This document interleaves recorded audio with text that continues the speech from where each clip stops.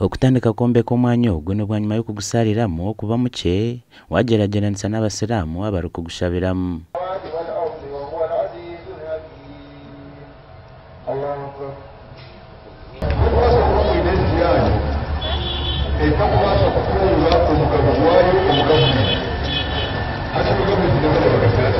Tukasobiro mustagurwa umukuru w'ubwabire twine twabasha okwamani kandi twangira kuba bingi kuko kushimanga abasiramu tuna bakazi bingi twangira kuzaba abana bakanya abantu aba population yakanya twangira kugira kugora kubwiriza kuguhansya.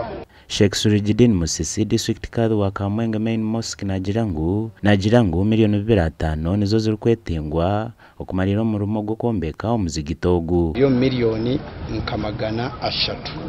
So phase yo kubanze hwire ati tuine phase ya kabiri roofing, phase ya kashatu neza kuba eri finishing.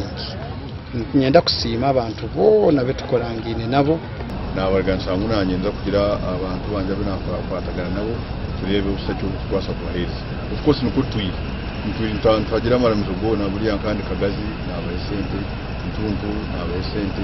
Omuzigito ogu nigutekatekwa kushitamisa abantu 5 kandi bina amasikongu gwaba gwahwire niguza kuchendeza omwijurano gubeguruho.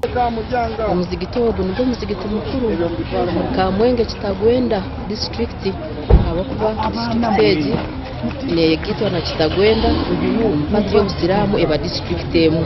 Tuina amasikongu hati hako ibintu bihinduka twenda kusara omuzigito murungi kandi ogombekirwe modernized. Gashagwa Anthony Twine.